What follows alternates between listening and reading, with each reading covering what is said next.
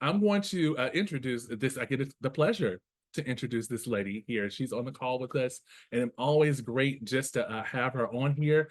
She is not just spirit led, she is just a dynamic leader. And not just here in our Northern California area, which we get, I feel like I'm privileged because I get to see her more than most of you all, but also just in our ACN group. She is definitely a light that you definitely would at least a hello or something, and it definitely you feel the energy just come your way. I'm always glad to see her come on. She helps me not just for my ACM business, but spiritually led she helps me also, and it's just a great thing. And so also here's the other thing she corrected me on: RVP in less than 3 years. Get it right, Harrison. So get it right. I'm very thankful for her, and thankful for Mr. Thomas for giving us this platform just to hear from her once again. Thank you once again. This is Miss RVP Jocelyn Driskill.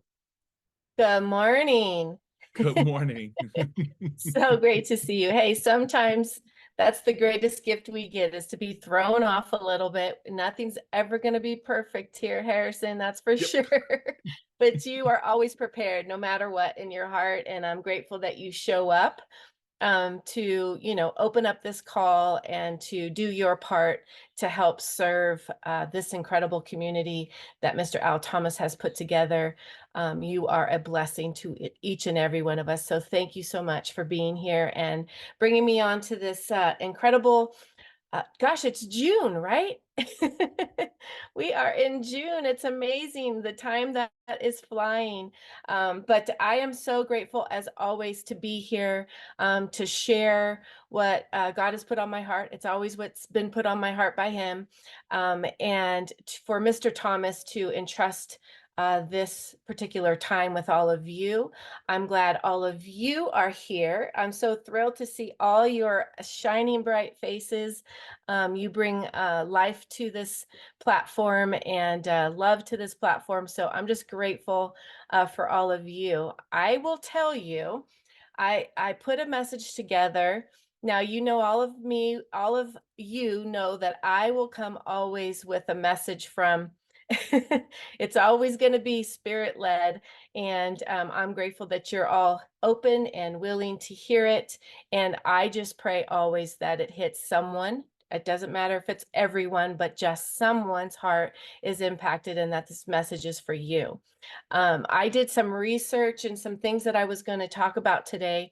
And I came up with, I'm going to actually show you my screen, and I want to ask you a question. Answer this question. Let me pull this. Who's the editor of your story? See, each and every day we are traveling in our story. We're creating the story, right? Who is the editor of that story? Because there is a true editor and there's a true author. Now, I will always remind everyone that the author is God. Many of you know that I have just written a book, and yes, it's about ready for print.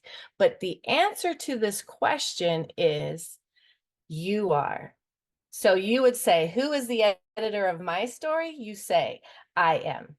You are. I'm going to share a clip with you, but I want you to know that the editor doesn't determine what the book is about. The author does. You're editing the story as you walk through it, because sometimes we hand the editing over to others. So I want to remind you of that, and I'm going to stop share here, and I'm going to share this quick clip. I'm trying to say, and maybe I should just say it because I'm afraid it won't come across if I don't put it this plainly. You are not the author, but you are the editor. You are not the author, but you are the editor. Now, that's a different relationship. I write books. I just finished my 4th book. Guess what the editor does not do in the role that he has? He doesn't determine what the book is about. And in the same way, I don't believe God has really called us to determine what our life is about. I think He's already given us that. I think Joseph illustrates it clearly. He said, I was put here. In fact, he uses a word. He says, I was sent here to save lives. I was sent here. What kind of way would that be to go back to school next week? I was sent here.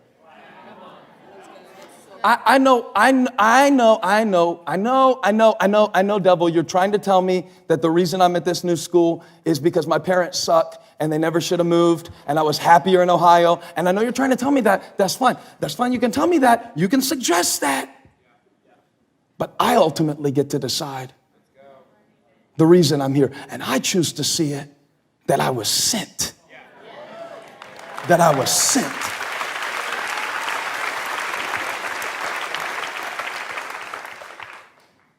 You need a dream to drive your decisions. That's good. You need a dream to drive your decisions. You need a dream to drive you toward your destiny. What you don't need at this point in your life is the details of that dream. Joseph was 17 when he saw a vision that he didn't understand. He saw something that was beyond his maturity to comprehend or really even handle, in that he saw himself surrounded by 11 sheaves of grain, bowing down to his sheaf of grain. He was seeing a picture of how one day his brothers would come and bow down before him. Followed up by a second dream, because when God is doing something in your life, he'll reinforce it in various ways. You see a little here, there, a little, and you see a little, and you do it a little bit, and you read this, and you see that, and the pastor will say this, your friend will say that, and your mom will say that, and God will start speaking, and you'll start to feel something, but you won't really know the details. You'll just know that your dream is in development. The second dream he sees some stars, and he sees the stars and the sun and the moon bowing down to him. So this time it's not only his brothers, but his parents that are going to be dependent on him. And he almost sees it in a way that's very ambitious. At the end of his life, when we met him at the beginning of this sermon, where he's speaking to his brothers who hated him so much that instead of leaving him for dead, which would have actually been a kindness, they sold him. They sold him out. Now, I was reading something, and I want to go a little deeper into this. Is this good preaching? I want to go to this real quick because you get a little more insight into how Joseph refused to let the enemy be his editor. Why in the world would you let your enemy be your editor? Why would you let your doubt and your cynicism and your negativity and your past tell you where you're going? And so Joseph, God, this is good. Joseph is explaining to his brothers the point of view, because everybody writes from their point of view, right? I mean, that's one of the things you got to decide if you're writing a story is, what's my point of view? And Joseph is explaining to his brothers his point of view that allowed him to come to this place where he could say, I know that the story should be they sold Joseph out, but that's not what I'm going to call these chapters of my life. It says in Genesis 45, verse 4, then Joseph said to his brothers, come close to me. Now, I would have called them close so I could get my hands around their neck after what they had done to me. But he understands that he is only responsible for his response. You are not responsible for all of the events that occur, only your response to those events. Your parents' divorce was not your fault. The devil is a liar. If he's been telling you that, kick him off the editor's desk and tell him I refuse to see it that way. That's the wrong lens. That can't be true. That is not God. But he said, I am your brother Joseph, the one, watch this, you sold into Egypt. You got it? You sold. And that's the headline. Joseph's brothers sell him as a slave. Cruel brothers sell cocky kid with the colorful coat, I don't know, as a slave into Egypt. That's the headline. That's the clickbait. That's how most of us in the room would have written it, by the way, from Joseph's point of view. You sold me. He says it. It happened. You sold me. You did it. It happened. You sold me into Egypt. Now, don't be distressed. And don't be angry with yourselves for selling me here, because it was to save lives that God sent me. Now, we've got two possible headlines here that we can choose from. Remember that Bible that your parents used to have? And it was some inductive method study Bible. I went to seminary. I don't even know what that means. But one thing I remember about big old thick Bible, I'm telling you, the Bible was like that. But the Bible was big. It was big print, and I think that's why your parents had it. But can y'all hear me okay? And so this big thick Bible, and it was cool because it had all the same chapters in the Bible. But you know how, like, in this Bible, before each chapter, it has a heading that tells you what that chapter is about? This Bible was cool because it had a blank space where normally the heading would be. And the idea of it was, because it had big old margins where you could write notes in the margins. But my favorite part was that you got to choose your own heading. So let's play a game right now. Let's choose our heading for Genesis 45. We're just going to do 2 verses. We can't do a whole chapter right now, but I'll just get you started. And maybe this will give you a new way to look at your life. And maybe this will get you a new way to look at bankruptcy. And maybe this will get you a new way to look at the child that you didn't plan to have, but you had them and you're a little older and you thought you're going to be. And maybe this will give you a new way to plan for the thing that you flunked and the thing that you failed at and the thing that embarrassed you. Maybe, just maybe. In Genesis 45:4, it said, you sold me. In Genesis 45:5, it said, God sent me. Same event, different headline.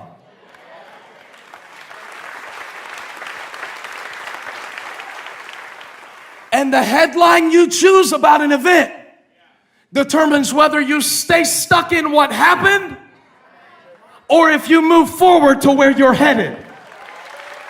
Wow. I don't write my headlines about what happened. I write my headline based on where I'm headed.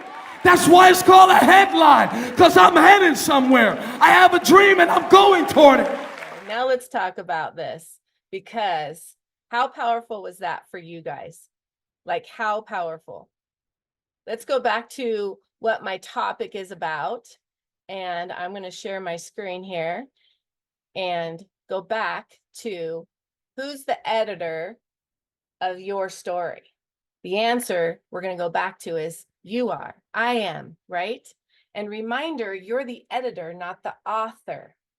So when he talks about the headline, how many of you were impacted by a little bit of that story?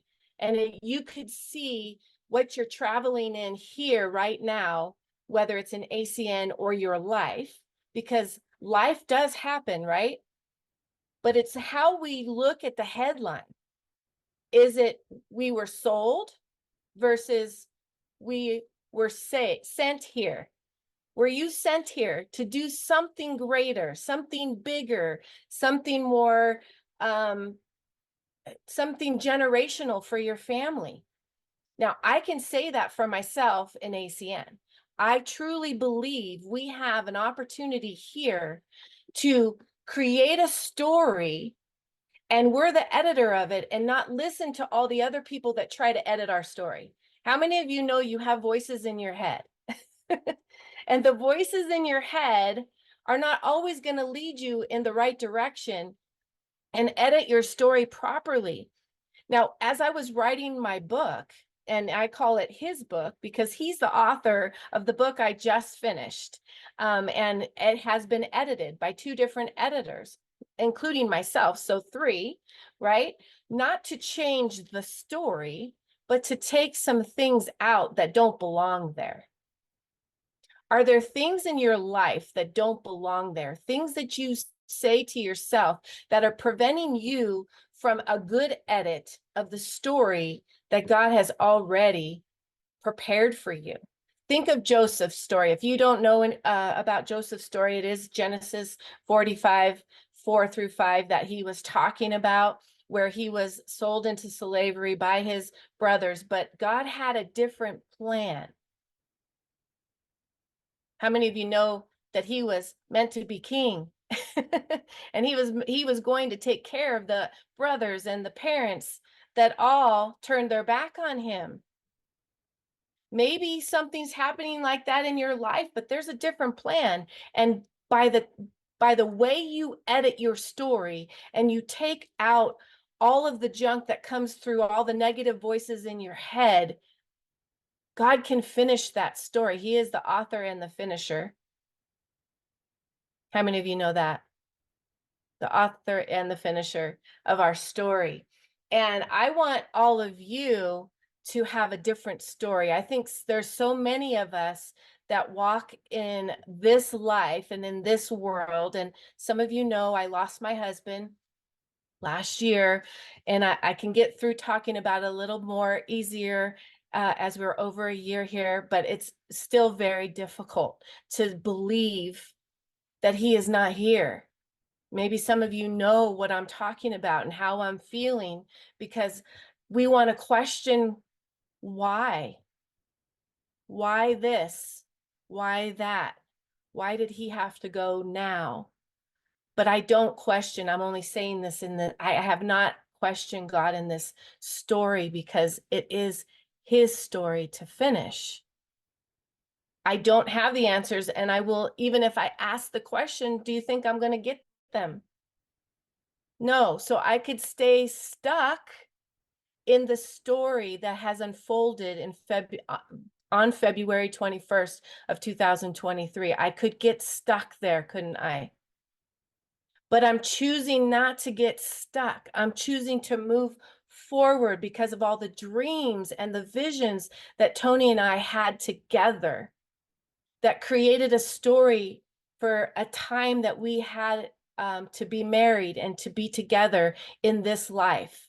And I'm going to see through those visions and those dreams. I'm going to keep walking in it. I'm not going to stay stuck because the plan is bigger, because we can choose to edit our stories and take things out and stay there for a time. I call it kind of the waiting place. Have you guys ever heard of, this is in my book, Dr. Seuss? One of his books, he talks about the waiting place, and he's in this waiting place, this character, and there's so much going on around him, but he can't get out of it.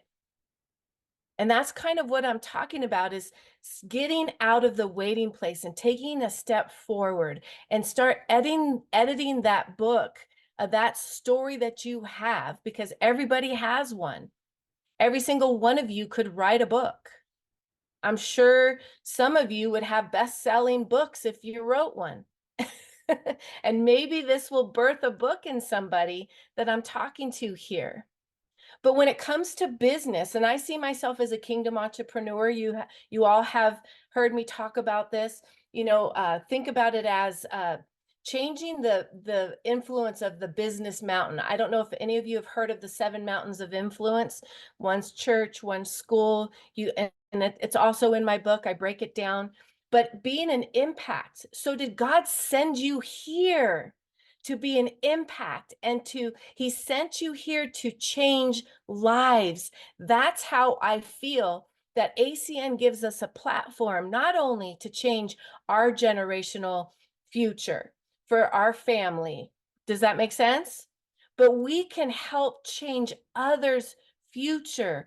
We can help be an editor in their story and not get stuck in their past. Is that making sense to you all, that I can see? Are you getting any nuggets that will make something happen for you today, that you'll shift and change that? But when you look at Joseph's story, he had I took some notes here, and I want to share a little bit of them, because we have to remember the editor doesn't determine what the book is about. That's the editor's part, is to just edit certain things in the story that don't belong there. The junk, the negative thinking, the holding back on where you should be and where you should go, right? The author has already prepared the story and its ending for you, as long as you don't change it too much as the editor, or you're holding it back and staying stuck. He also shared something. Did you hear him say, you need a dream to drive your decisions? So how many of you dream? Do you dream? Do you write those dreams down?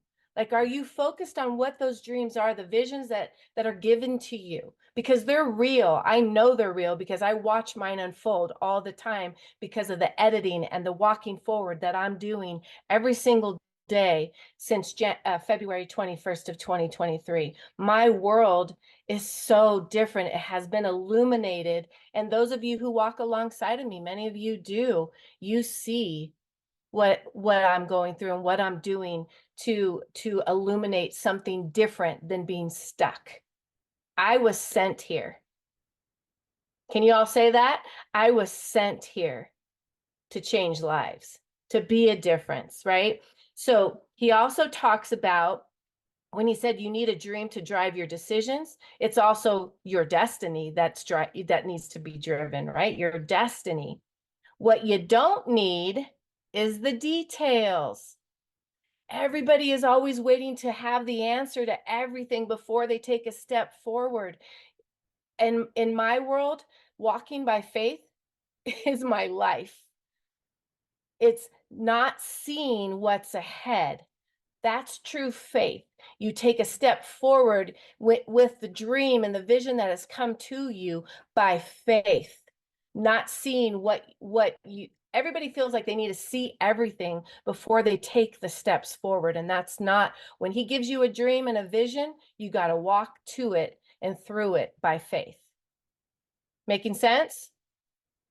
So then he talks also about, remember, we are only responsible for our response. So, it's not what happens to us, it's what we do with it. What happens to us, it's what we do with what happens to us. Moving forward, not staying stuck, doing the next action that it takes to get there. Like, for instance, in our business, or any business, you got to take the next action. Obviously with ACN, it's a simple system and you know exactly what those actions are. And it's only like 3 or 4, right? The only thing we ever do is talk to people. And from talking to people, we've made an impact just by coming into their space. And I'm sure you're going to meet people that impact you. And then you're going to have a conversation, right? You're going to have a conversation, a connection, and then you're going to do something with that, whether they want to know more about the business, or they want to be a customer or a client of yours, or they want to learn more about what you offer. True or not true? But your goal is when you're talking to people, I tell people I don't go out and prospect. I don't set in my schedule to go out and prospect.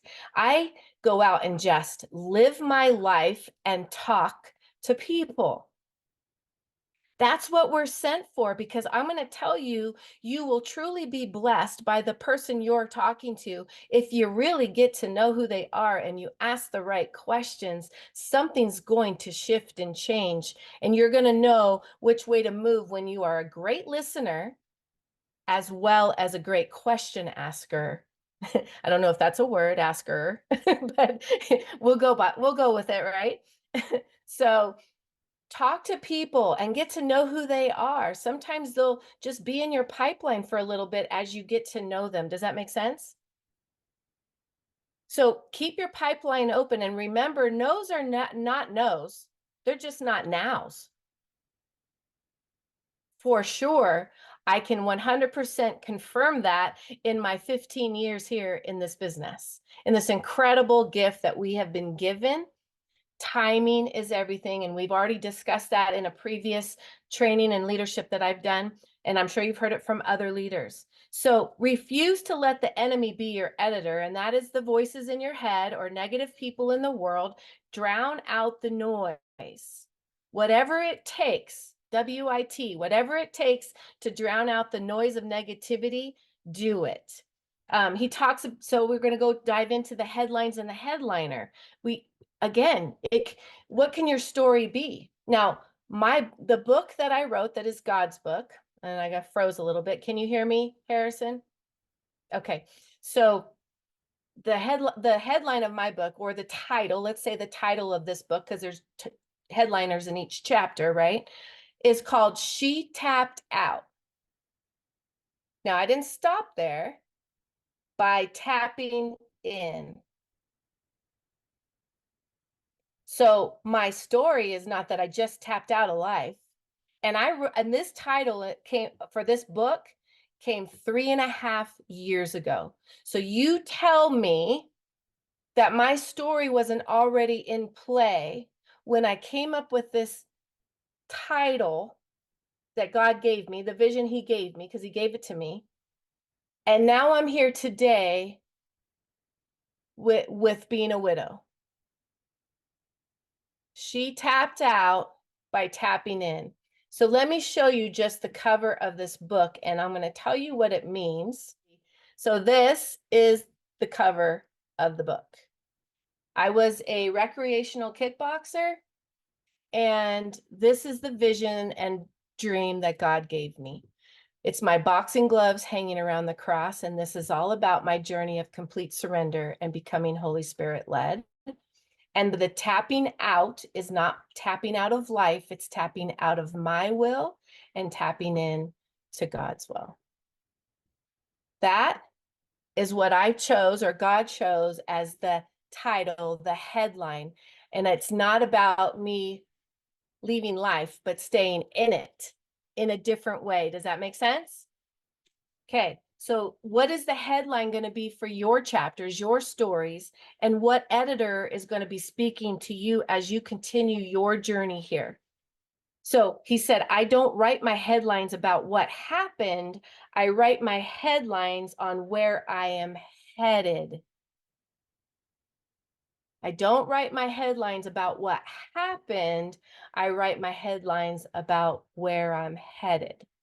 That's important. Really, really important. So that's stuck versus forward. Are you going to stay stuck, or are you going to move forward?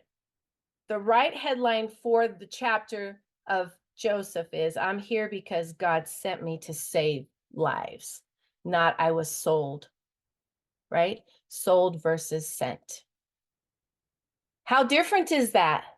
It's so different. So you can say, I was sent here to be an impact on people's lives. And in the meantime, what's going to happen as you're impacting other lives? Your lives are also impacted. That's the gift we have in this company, that we get to share and we get to change lives. And you were sent here. Make no mistake, I know my prayer back in 2008 of losing everything in the shift of the economy, when Tony and I were developing and building beautiful big homes, and we had 4 $2.5 million homes on the market. That's a gut wrench right there, just thinking about how much money that is. But when the tank happens and you can't do anything about it and you lose all of that, could that be my headline? It was not my husband and I's headline. We were victors. We came through that, and our prayer of ACN being planted in our lap, we didn't see it as I start questioning it. We had been praying. How many of you have heard someone say, let me go home and pray about it? I'll bet you they've been praying about it already. And that was where we were. We had already been praying. So just because we didn't see the package, the gift, looking like it should fit in the mold of what we did, because I was a hairdresser for 27 years. My husband has known nothing but building homes and designing homes and construction. And it didn't come packaged like that. It came packaged like technology and services and things that we didn't really understand. But we understood people. And the person who shared it with us in the front of the room spoke to my heart. And I think every one of you have that gift inside of you, that just if you knew, wherever you go and wherever you travel, you are sharing a gift, and it's coming from your heart to someone else's. That prayer that someone has been praying, you're answering. You're answering every day. So the more you talk, the more you get out there, the more you bring your dreams and your vision alive that God has already put in you, you are now a part of helping someone release and launch their story. You now are helping them edit their book, differently, their story differently. How exciting is that to be a part of being an editor and the right voice in someone's head of moving forward? Whatever that looks like for them personally and business and so forth, you now have become connected in a different way because you said yes to this part of your story. And now as you move forward, edit it properly. Please stop having all that junk in your head. Say that you're not good enough, or this isn't you, or this. No, this is you. You're here. You were brought here for a reason. I know that. I know that. You're here in this life for a reason. So you're not stuck anymore. You're moving forward. And when you are writing your story, it's from your point of view, right? Everybody's point of view can be different on any story, but you know the ACN story. How many of you all know the ACN story? Mr. Greg Provenzano talks about it every single time on the stage. We know their story. And guess what? It wasn't perfect. But guess what? They also knew who their author was. And guess what? They edited their story exactly how it should have been with every step and every breath, not realizing and knowing for sure it was right, but felt it was right. And together, those 4 men are making a difference in all of our lives and the more lives that we continue to bring to us because they chose to edit their story and not be the author. They gave it to the finisher. Does that make sense? Does this help anybody? So I'm coming to the end of this, and this is what I want you to know. One, dare to dream. Do you dare to dream? Because sometimes dreaming can get you disappointed, but all it does is challenges you to move forward. Dream. Your dream is not on a time frame. You've heard me talk of that before. Those dreams will unfold just like Joseph's. It could take years, but keep heading towards the dream. Remember, your dream is in development. I am going toward it. Toward it. Say it with me. I am going toward my dream. So with that being said, I'm just grateful to be here. Thank you, Mr. Thomas. Travel safely. I'm so grateful that you have asked me to come back in June for a few weeks and be able to share. I don't take this lightly. I'm grateful for each and every single one of you. I see you, whether you're on screen or not. Thank you for being here. Thank you for taking in the message for you. Do something with it. That's all I care about. And I can't wait to see all of you soon. I know I'll see you next Monday, but I can't wait to see you all in Cleveland. And if you're not registered, please get registered and come see me. Okay, I'm going to turn it back to Mr. Harrison. Thank you so much, Harrison, for all that Thank you do you. and showing up again as you did on the last minute. That's how we do it. That's how That's we how do this together. that's how it's done. Thank you so much. I look forward to seeing you